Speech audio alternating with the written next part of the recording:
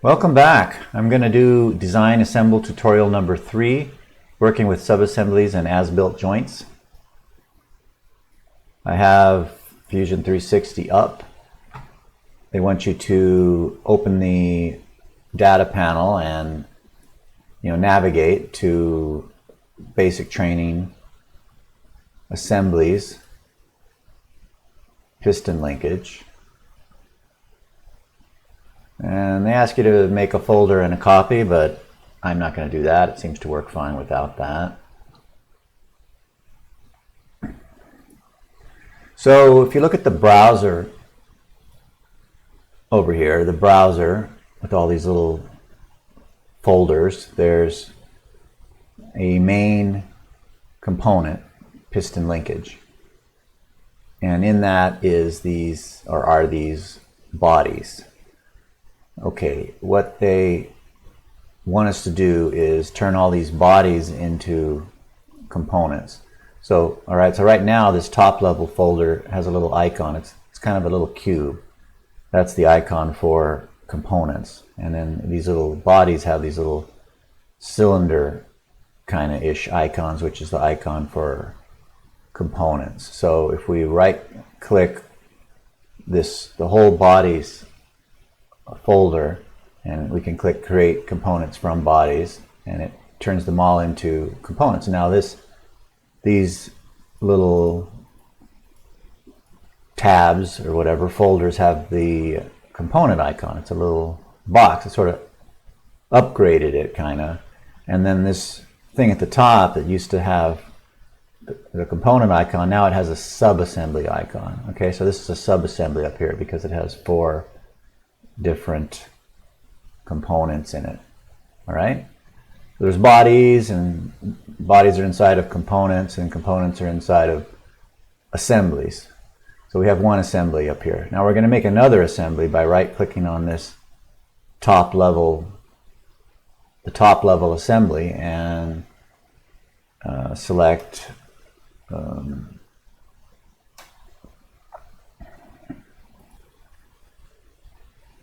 select new component. It makes a new component now, which is empty, and everything gets deactivated right now, but we can fix that in a minute. Everything in the main window is ghosted, which means it's deactivated. But anyway, so we have this component 1 component. Now let's take the piston and hold down shift and select both of these pistons components and drag them into component 1, and all the icons on the tabs change. Right now component 1 has this assembly icon. Okay, so component 1 is a subassembly.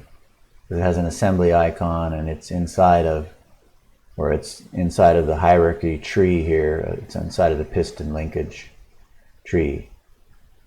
Okay, and then lastly, because we have this is the only thing activated over this the new component 1 subassembly. It's the only thing active. So we go back up here to the main assembly and right click it and click activate. Now everything's active. And then the last thing is double click this component 1, and then double click it again and change the name, piston. Oops.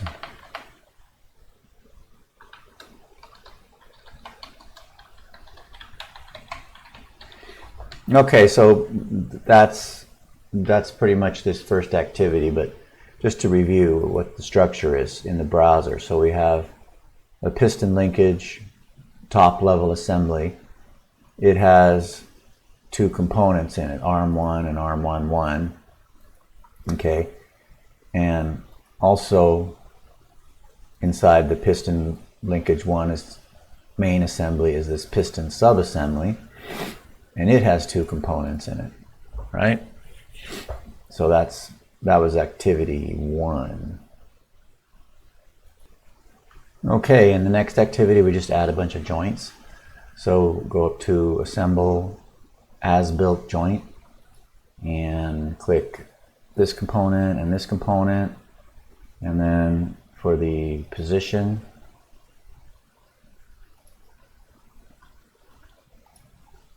the position, get in here and click right there. And click OK. Then an assemble joint. Oops, wrong kind of joint. Assemble as built joint. We want this, and the center there. Click OK, and then another one, assemble as built joint. We want this component, and the center there. OK, and then assemble as built joint. Now change the type to cylindrical, and click this thing, and then the center right there. Click OK. OK, select, let's see, is it arm? Yes, arm 1, this bottom arm in the browser, right click it and select ground. Okay, it adds a little pin in on the component icon. Okay, now you can click on this top part of the arm and drag it around and move it, right? And then you can click revert up here at in the menu. And that's activity number 2. Okay, on activity number 3, we're going to make a copy of these 2 links. But before we do that, it's good to look in the browser what we got. We have this main subassembly here, and it has a joints folder which has 3 of our joints. The 2, just 3 of them. The ones that are between, the one that's between the 2 arms, right in here, and then the one that's between the lower arm and the lower piston, and the one that's between the upper arm and the upper piston. Okay, these are associated with the main assembly. But in the subassembly here, piston subassembly, which is these 2 piston things that we made earlier, there's a joint. There's one of our joints, the cylinder joint. So the cylinder joint is associated with this subassembly. All right, so then they want us to copy and paste this subassembly. So if you select it, right click on it, select copy, and then click anywhere on the canvas and select paste, or you could do Control V. Now I pasted it right on top of the existing one, so you grab this little arrow here and move it over -180 and drop it.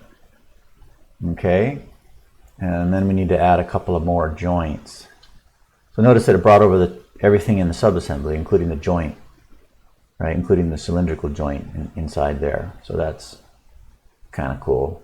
All right, now we go assembly as built joint. We want this, and the type is revolute, and the center is here.